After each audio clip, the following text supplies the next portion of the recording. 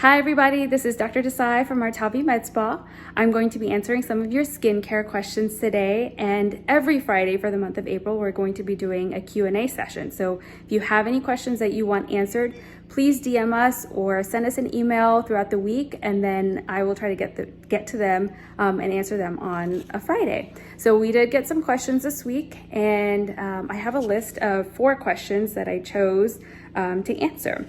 So the first one is, what products can you recommend that would be suitable for every regimen? And this is something that I hope I have talked about to all of my patients, but if not, then I'm going to say it again over here. So there are 3 products that I think every single person should be on, especially if they're looking for an anti-aging regimen. The first one is SPF. And SPF is your absolute must-have. You're gonna pick one product, you know, to be deserted on an island with or whatever, it's SPF, okay? And you need it rain, shine, anytime you can see without having to turn a light on, you need SPF, okay? And when you're choosing an SPF, look for one that has at least a number 30 or above, and look for zinc oxide or titanium dioxide in the ingredients, because those are the 2 physical ingredients in a sunscreen, and they will do they'll actually block out the sun rays. And so you're not using chemicals to absorb and scatter the sun's rays, but you're using a physical blocker, which is actually going to benefit you more in the long run, especially if you have melasma, okay? Our favorite sunscreens that we carry in our clinic are by Elta MD, and we carry a few of their sunscreens from their huge line of sunscreens that they have, and I love them. I think everyone that we've put our patients on those sunscreens loves them. So if you want to test it out, definitely come into the clinic whenever we're open, and you can test them out. Okay. The second product that I would say, you know, everybody needs to be using is an antioxidant. And antioxidant works to prevent the free radicals in the air from damaging your skin. So those free radicals that are in the air can cause wrinkles and hyperpigmentation, a lot of the same problems that almost everybody has. And you want to kind of maintain your skin elasticity, brightness, and tone, even tone of the skin. And you can do that with an antioxidant. The antioxidant can also protect against the sun's rays as well. So what you'll need to do is just put a few drops of an antioxidant every day in the morning, and you should be good to go for the rest of the day. Our 2 main antioxidants that we love are from Skinceuticals, and I'm sure almost everybody has heard about them. One is the CE Ferulic, which is good for oily skin or if your main concern is wrinkles. And the second one is the Phloretin CF, which is good for oily skin. Did I say the CE? CE is for dry skin. The Phloretin is for oily skin, and the Phloretin is also for hyperpigmentation if that is a concern for you. So choose one of those 2, and again, it's only during the daytime, and it will improve the quality and look of your skin. The third product is retinol, and retinol is something that is used just at nighttime, and when you start off, you're going to use it just for a few times a week, but it is used to promote the cell turnover of the skin. So as you grow older, your cells turn over a lot slower, and so you're getting a buildup of dead skin cells, which is making your skin look dull, dry, dehydrated, and even causing breakouts, acne breakouts. So you want to use retinol every night if you can, but usually in the beginning it's a little too strong. So start off every other night or 2 or 3 times a week, and then build yourself up eventually to every night. Okay, so the second question I have is, how do I choose a moisturizer? So moisturizer is used to improve the skin quality or the firmness and elasticity of the skin. Dry skin is most likely due to a buildup of dead skin, and this can happen when cell turnover is decreased or you're not exfoliating well enough.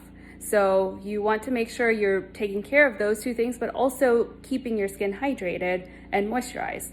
So moisturizers come basically in 2 forms or with 2 purposes. One is to improve the hydration of the skin by boosting its natural hydration. We naturally get hydration from the hyaluronic acid that we have in our skin cells, and so we want something to kind of boost that. On top of just drinking a lot of water ourselves, we want to put something on top of the skin to work its way on from the outside in. And then the second way to improve moisture is to strengthen the barrier, the skin barrier. And when the skin barrier is strengthened or strong, it's going to decrease any moisture loss to the environment. So if you have oily skin, you definitely want to choose an oil-free moisturizer, but a moisturizer that is going to do the boosting of your natural hydration. So not something too thick, just something that's going to keep you hydrated. And over time, what is going to happen is your skin is going to realize that it doesn't need so much of the oil because you naturally are keeping and maintaining hydration. So your skin will become more normal rather than oily. Now, if you have dry skin, you definitely, like I said, need to exfoliate and improve skin cell turnover, but you'll also need two different types of moisturizers, or moisturizers that work in two different ways. And one is to boost the natural hydration, and a second way is to improve the skin's barrier. So you'll need both of those to really boost hydration and moisturize your skin. Some of my favorite moisturizers are the Skinceuticals Hydrating B5Gel, and that one is used more for oily skin types, but you can use it if you have dry skin. I would probably use it just in the daytime, or you can use it morning and nighttime along with another nighttime cream. But that is a good one to boost your own hydration. Another one that is really good is the Elta MD AM Therapy. That one is a nice light moisturizer that again is just going to boost your natural hydration. I would say if you have normal skin and you don't have oily or dry, I would use the Elta MD AM Therapy during the day, and then you can choose to use the same moisturizer at night, or you can switch between using that during the summer times where it's more hot, your skin may be a little bit more oily, and then switch over to Barrier Renewal Complex, which is the other moisturizer I was going to tell you about from Elta MD. So the Barrier Renewal Complex is a good one to strengthen exactly what it says, the barrier of the skin. So good for people that have dry skin. It is also really good for people that are using retinols or exfoliating pretty heavily. It's not too heavy, it's not too thick, but it does improve the skin's quality as well. And another one that improves the skin's quality the same way as the Barrier Renewal Complex is the popular Skinceuticals product called the Triple Lipid. So a lot of people love the Triple Lipid. We sell out of that all the time, and both of those work really well. I would say you would need to come into the store to test to see which one you like the feel of more, and then decide, but they are excellent products. What are the side effects of retinol? Retinol has a lot of very common side effects that can happen with overexfoliation or rapid cell turnover, which are sensitivity, irritation, redness, sometimes even peeling of the skin, and photosensitivity, which means going out in the sun. So usually I recommend avoiding retinol if you're going on vacation to somewhere like a beach, or where you're going to be laying out by the pool or something. You don't want to take it there because it can irritate and burn the skin a little bit more easily than normal. And if you are feeling any of the irritation or redness and stinging, then you're probably using either too high of a dose or you're using it too often. I like to say that the best retinol for you is one that's at a lower dose that you can use more often, rather than one that's a higher dose less often. So if you are feeling like that and you're using it every day, then I would back off to maybe 2 or 3 times a week. But if you are using something already just, twice a week or something, and you're still feeling like that, then you'd have to look at the dose and see if there's a lower dose you can move on to. Another thing you can do as well is just add in a moisturizer, mix it in with your retinol, and that can help dilute the effect of the retinol. Another not really known side effects to this because there haven't been any studies, but I wouldn't use it during pregnancy.